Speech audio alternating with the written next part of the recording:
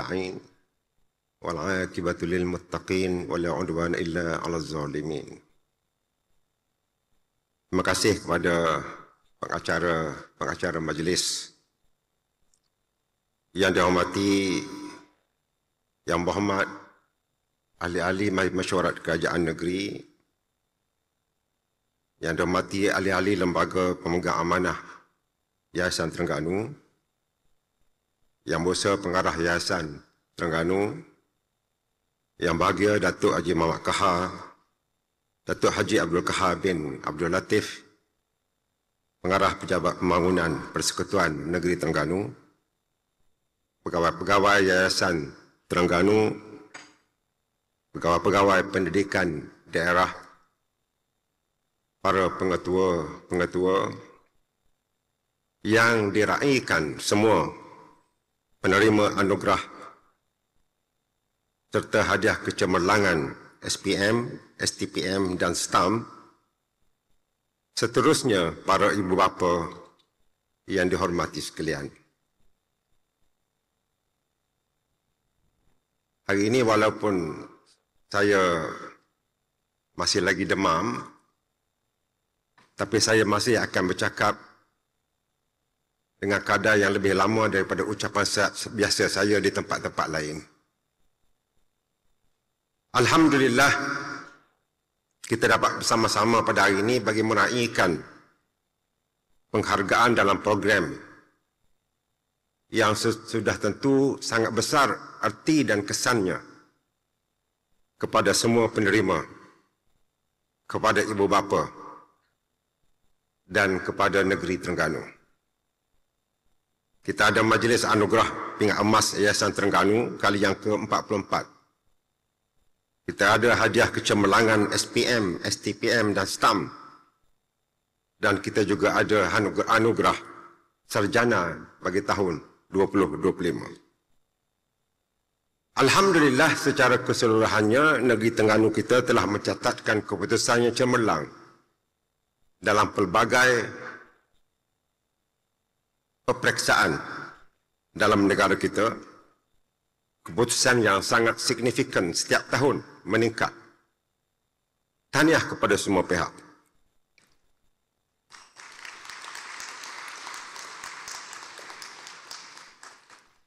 Khusus bagi para penerima anugerah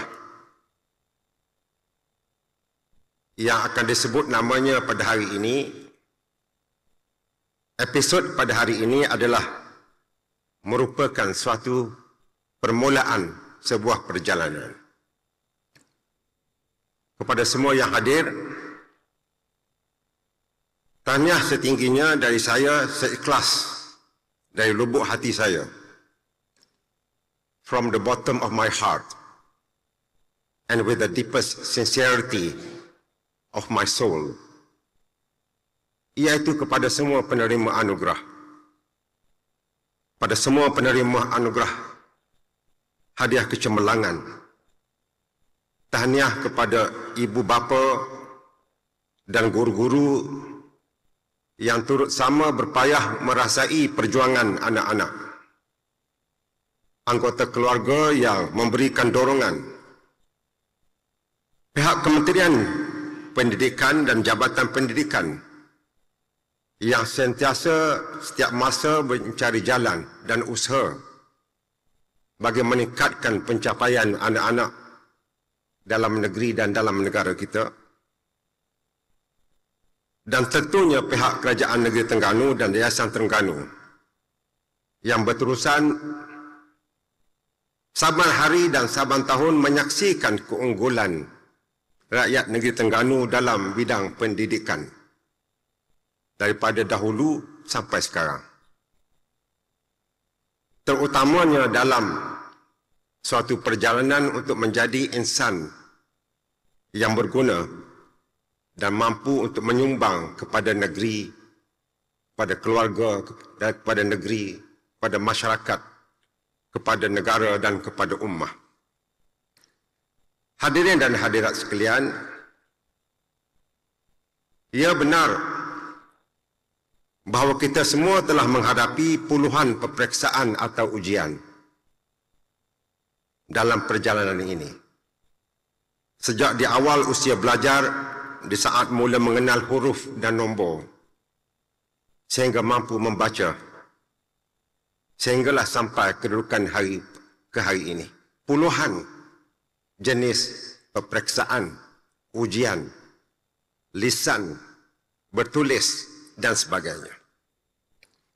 Hari ini semua telah membuktikan bahawa ruyung telah dipecahkan untuk mendapat sagunya. Usaha telah membuahkan hasil. Seperti juga kata kiasan, pengayuh sayang dibasahkan, sampan tidak akan sampai ke seberang. Ruyung yang dipecahkan di zaman persekolahan tentunya tidak sama dengan ruyung yang mesti dipecahkan di alam baharu selepas daripada ini kepada semua anak-anak sekalian, iaitu alam pengajian tinggi yang masih luas terbentang di hadapan masing-masing. Di sekolah, semua kita sedia maklum, kita ada rakan taulan yang sama belajar. Ada guru yang mampu kita panggil dengan pelbagai nama. Ada kita panggil cikgu, ada kita panggil teacher, ada kita panggil sir, ada kita panggil ustaz, ustazah. Dan ada setengah tu panggil cikgu dia dengan nama ibu ada, mama pun ada, macam-macam. Tetapi selepas daripada ini, semua anak-anak yang berhijrah ke alam baharu di medan pengajian tinggi akan berdepan dengan suasana yang jauh berbeza. Di sekolah anda semua berdepan dengan suasana yang sangat suportif, seperti bahan peperiksaan yang bertimbun-timbun, buku yang tersusun di hadapan mata sama ada di rumah ataupun di sekolah, dan masa pula telah disusun rapi oleh guru-guru, oleh sekolah, oleh ibu ayah, mak bapak kita sekalian. Hakikatnya ialah pada zaman kita bersekolah, ini kepada anak-anak kita semua,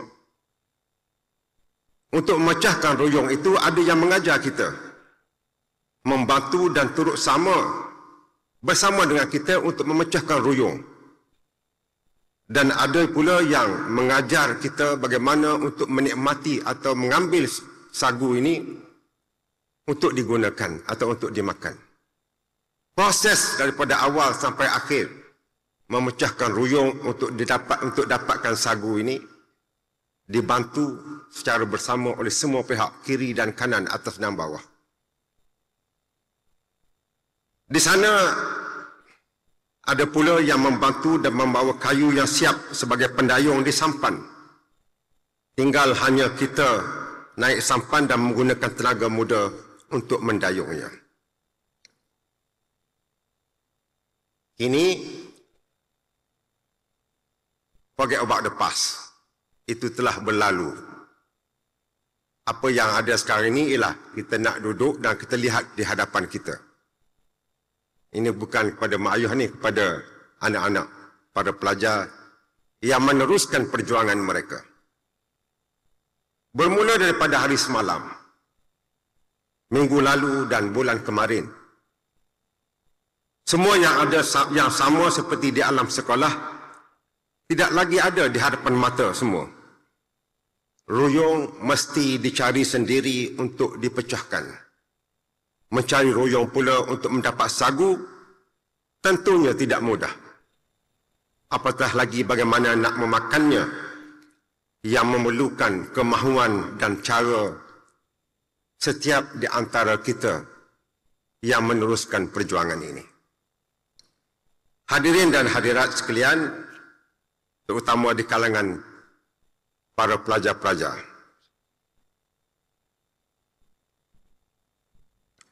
pesanan saya kepada semua anak-anak, ada satu perkara penting yang mesti diingat, bahawa dalam perjalanan di hadapan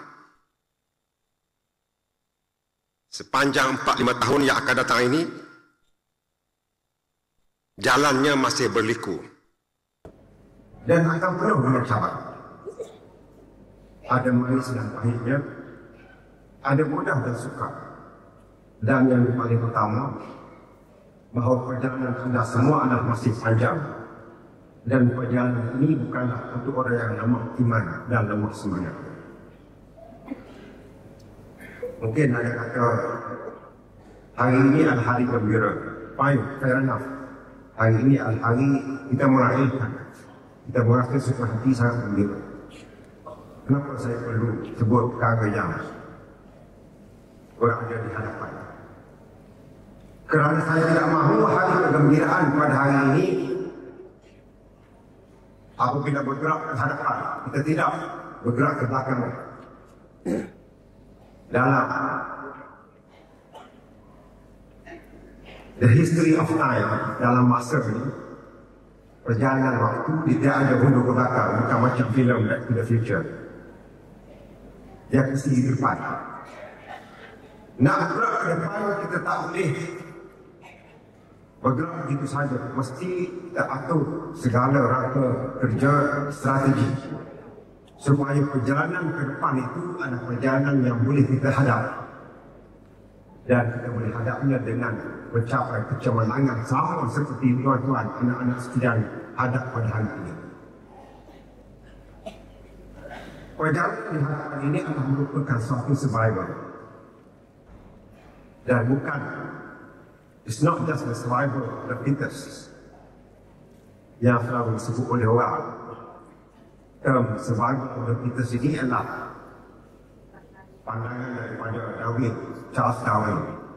Pada saya, this is not about survival of the fittest pada anak-anak. It is not about the survival of the fittest of the physical build of yourself. Bukan mengenai badan, tubuh badan kita, siapa yang paling kuat untuk berdepan dengan cabaran ini. Yang paling penting ialah the fitness of mind and soul. Dalam kita merangka segala gerak kerja untuk bergerak ke hadapan. 4-5 tahun ini, para anak-anak akan berada di alam yang baru, alam manusia. Ingatlah bahawa di luar sana ini, dunia ini sangat ganas. Dia tak tunggu kita. Ianya adalah umpama lautan ombak di musim yang bergelora. Di sana selain daripada ombak yang kuat dan ganas, ada bahaya pula ikan, pelbagai jenis ikan. Ada ubur yang menanti. Ada ribut pula mendatang. Kalau tak ada ombak, tak ada ikan, tak ada ribut. Tetapi perahu kita pula dalam perjalanan itu berlubang dan masuki air pun sama juga ada masalah yang perlu kita tangani. Sepanjang perjalanan ini juga cuaca tidak selalu cerah. Kita nak buat A, tak semestinya jadi A. Dia jadi A1, dia jadi B, dia jadi C. Bukan kita. Kita hanya merancang dan melaksanakan. Tetapi ketentuannya tidak begitu. Langit tidak selalu cerah dan tidak menyebelahi kita setiap masa. Cabaran akan terus menekan semua. Dan perjalanan pembelajaran saudara-saudari, anak-anak sekalian, bukanlah mengenai berapa banyak tekanan yang kita alami. Bukanlah mengenai berapa kuatnya ujian yang terpaksa kita rempuni. Ataupun berapa banyak air mata kita keluar. Atau berapa banyak duit yang dibelanjakan. Ataupun betapa payahnya jalan di depan. Tetapi ianya adalah mengenai siapa di kalangan kita yang mampu kekal bangun dan berdiri setelah berdepan dengan pelbagai cabaran yang mendatang.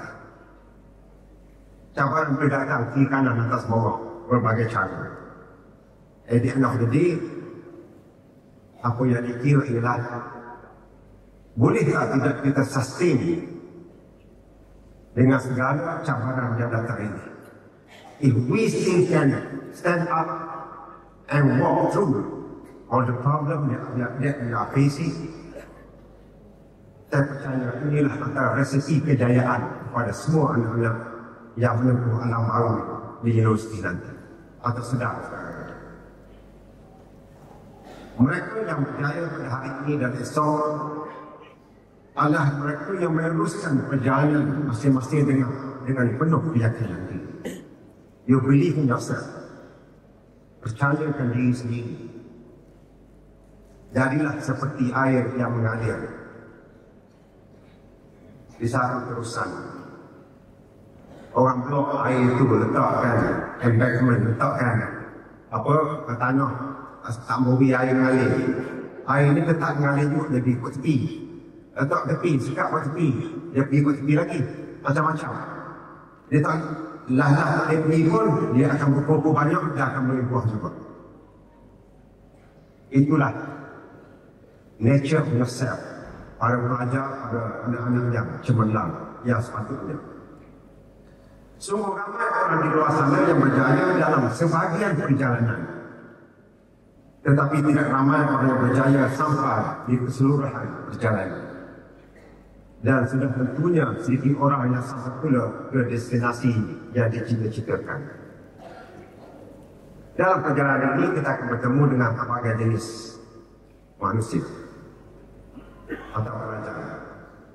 Saya rasa semua kita sedia maklum ada di antara kita yang early bloomers. In fact, mungkin pada hari ini pun yang ada yang cemerlang. Mungkin masa zaman sekolah rendah biasa-biasa saja.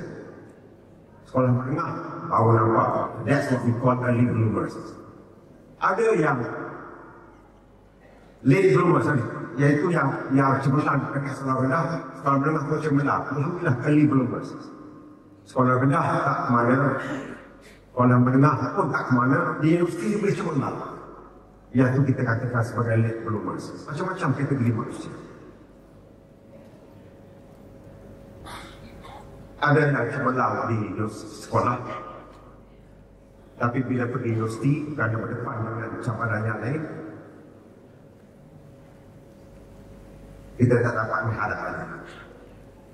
Ini lepas ini saya akan sebut beberapa perkara bagi ingatan kepada anak-anak yang belajar di universiti. Ada yang daripada sekolah menengah, masuk ke universiti, tak cemerlang. Tapi bila dia pergi postgraduate, dia buat masters, dia buat PhD. They learn from their past and their mistakes.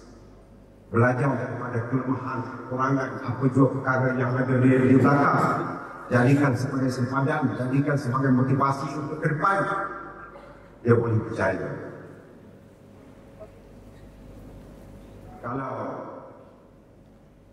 Kalau siapa yang kecil tengok the teaching of mathematics oleh salah seorang yang paling hebat dalam matematik yang ada dalam dunia sekarang ini, ialah satu yang profesor, kata silap saya, di California Institute of Technology, Caltech, ataupun di UCLA, tak ingat saya.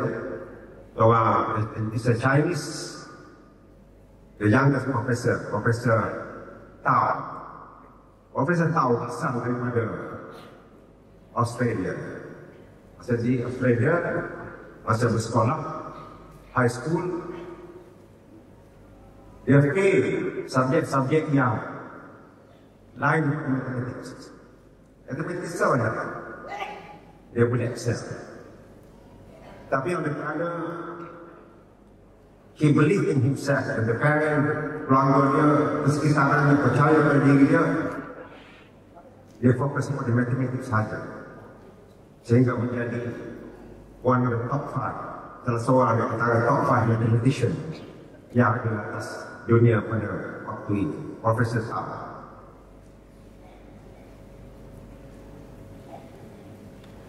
Apabila saya katakan bahawa your survival is not about the survival of the fittest.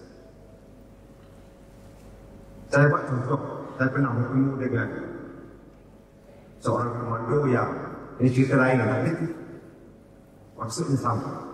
Seorang komando yang tamat pemilihan dan latihan. Bayangkan, 100 orang, daripada 100 orang, berapa sangat yang lepas ujian dan jadi komando. Saya tengok kepada kawan ini, komando. Bila sebut komando dalam kepala masing-masing, ingat Arnold Schwarzenegger, komando, badan sasar, ataupun Sylvester Stallone dalam Rambo, pandang termayu, hebat. Orang jangan kata-kata.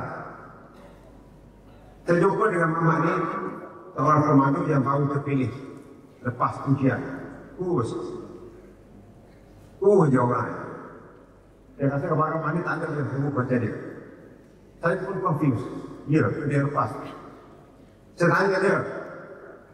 Dia kata mula-mula dia masuk ujian, dia tengok di kanan satu orang yang ada tu, dia cuba tengok orang lain. Badan satu-satu kata. Dia seorang dia yang tak ada masa macam orang lain. Tapi akhirnya terpilih. Kenapa? Ianya bukan mengenai kekuatan fizikal semata-mata, tetapi minda, tetapi mental yang kuat.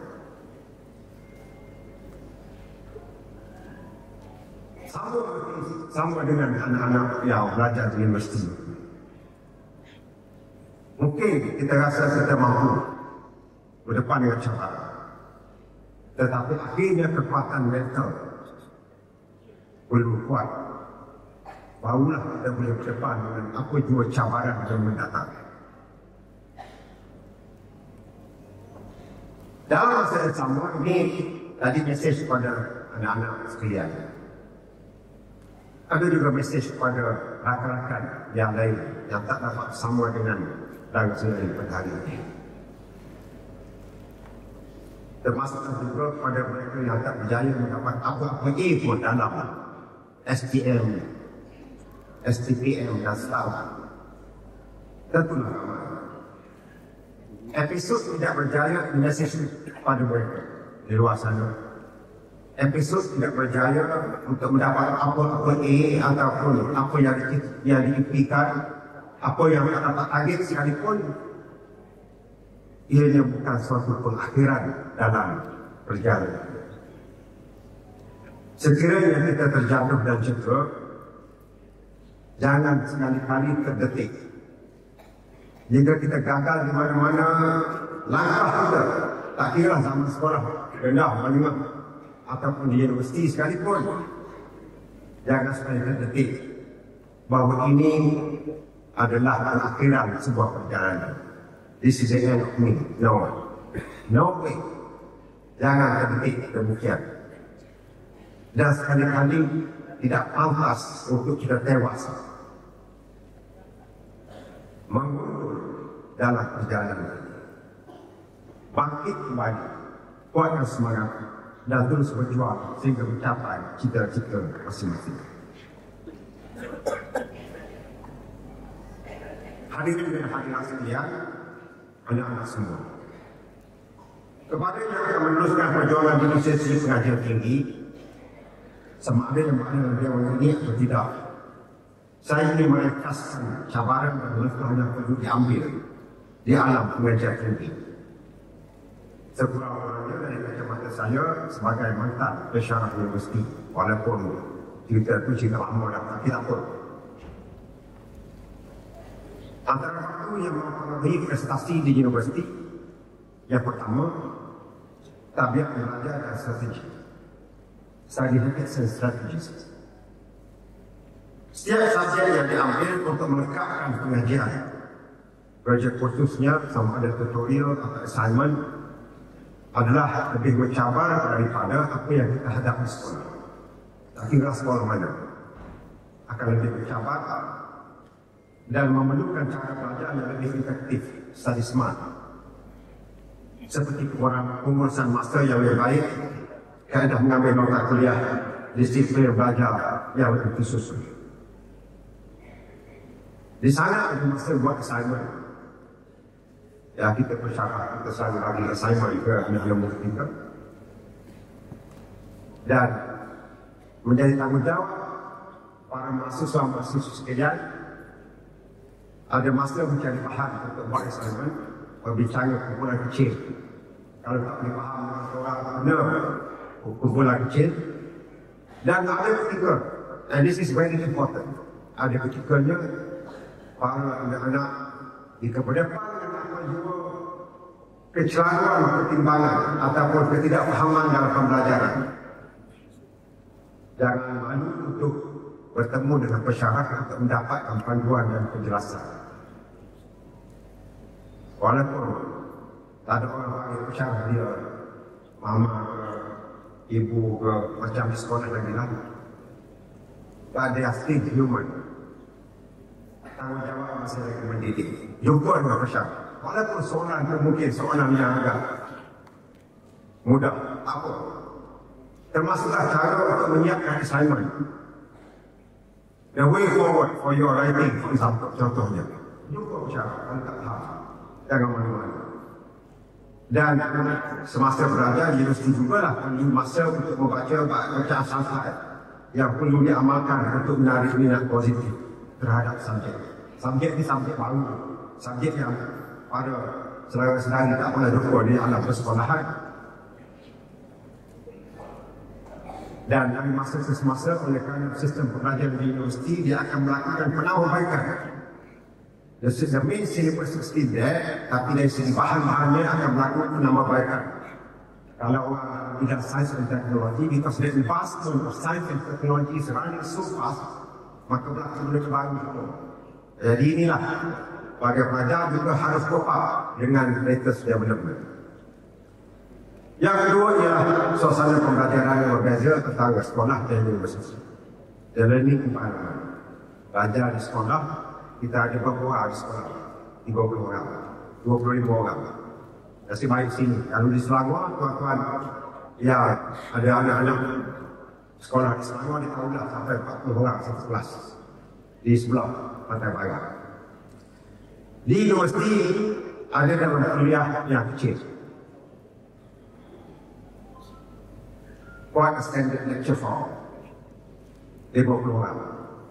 Dan ada yang big lecture hall 500 orang. Tentulah bila ramai ini lain dengan bila sedikit macam di sekolah. Dan kadang-kadang gaya pengajaran pesyarat berbeza-beza ini memberi satu cabaran baru kepada semua. Sama juga lah suasana pembelajaran ini memerlukan setiap antara mahasiswa dan mahasiswi masing-masing ini membuat pertimbangan tentang time schedule, assignment. Saya macam cara saya selalu jumpa dengan pelajar-pelajar last minute baru mari jumpa pesyarat tak boleh buat. Last minute. Kalau kata pukul 10 pagi kena submit assignment, 9.50 berpusu-pusu jadi submit assignment. Ini perlu dibuat pertimbangan. You will have lots of assignment along the way. Kena buat pertimbangan mana dulu yang perlu disubmit, mana yang mempunyai weightage yang besar. Ada assignment weightage yang tak besar, maka fokus kita kurangkan sekitar, let's focus on the assignment yang ada weightage yang besar. Semua buat, jangan tak buat. Yang ketiga adalah tahap cabaran khusus dan subjek serta beberapa kerja yang datang bertimbul-timbul. You're going to face it. Whether you like it or not, masing-masing akan berdepan dengan kerja assignment yang bertimbul-timbul. And this is where you have to manage your time and strategy. Jangan sampai di sini. Saya rasa kalau saya sungguh, saya beritahu kepada anak-anak bahawa kepentingan janganlah sendiri semua akan setuju. Tak ada orang tak setuju, janganlah sendiri. The only problem now is how to execute. Yang inilah yang menentukan kepercayaan pada diri sendiri, ketahanan mental to execute things yang ada di hadapan. Ada juga kadang-kadang dalam cabaran subjek ini, kita dengar senior-senior. There are bad and good, positif dan negatif. Kalau berjumpa dengan senior, tentulah tanya senior, macam mana subjek ni, cara belajar macam mana. Senior akan bagi pandangan. Ada pandangan yang bagus, yang boleh diikut.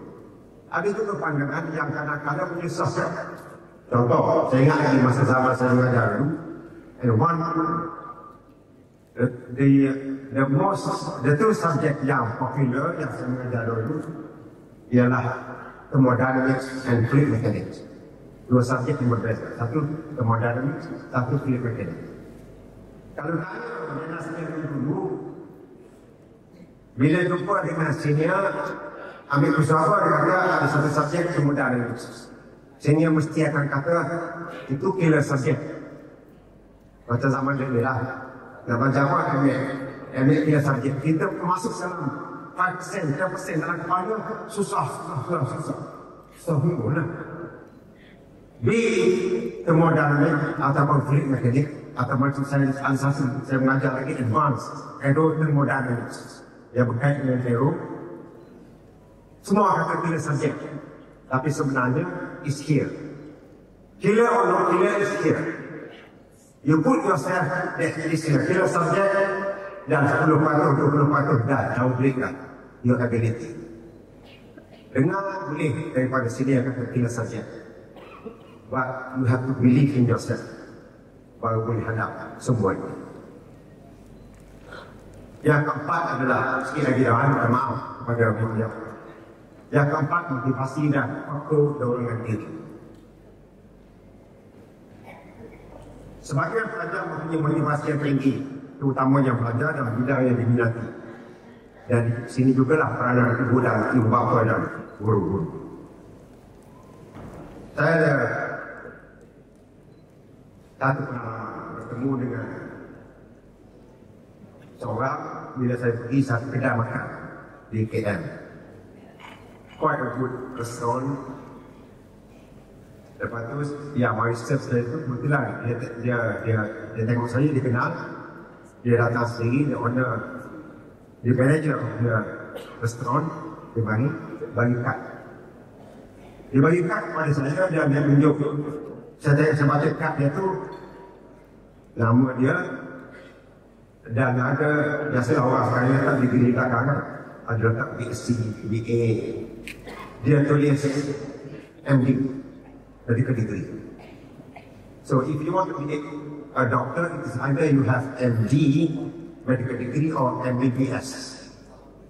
Itu dia ada MD. Sebenarnya ni, doktor bertugas kat mana? Squadnya.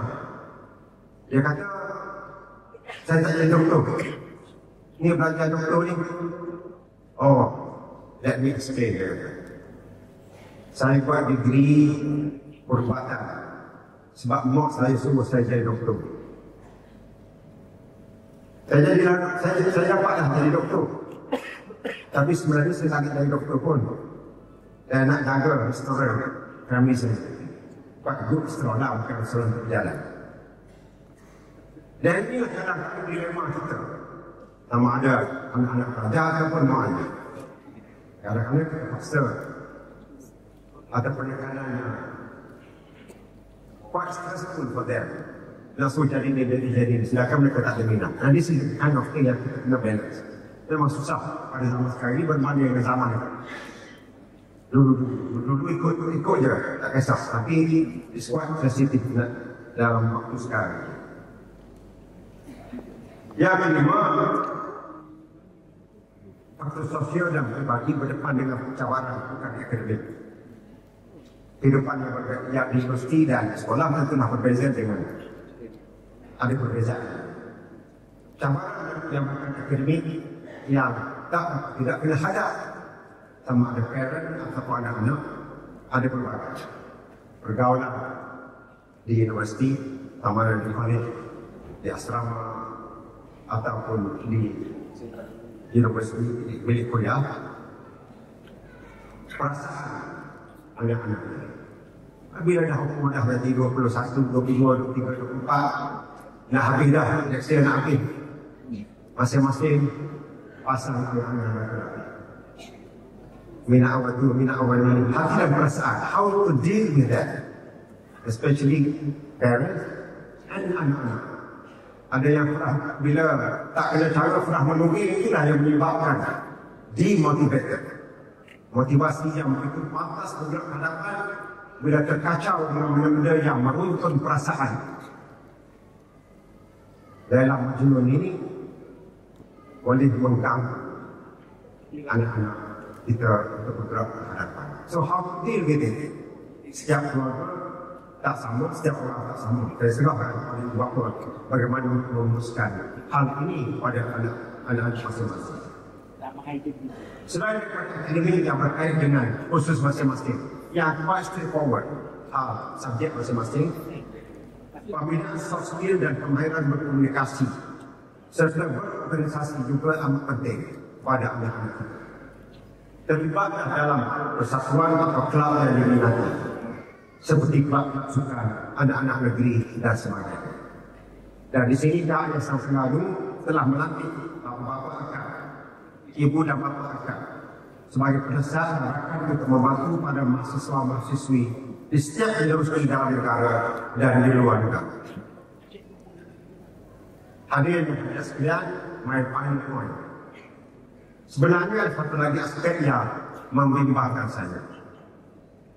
Hal ini bukan spesifik kepada mahasiswa-mahasiswi di alam pengajian sahaja, tapi mengenai generasi anak-anak di hadapan kita.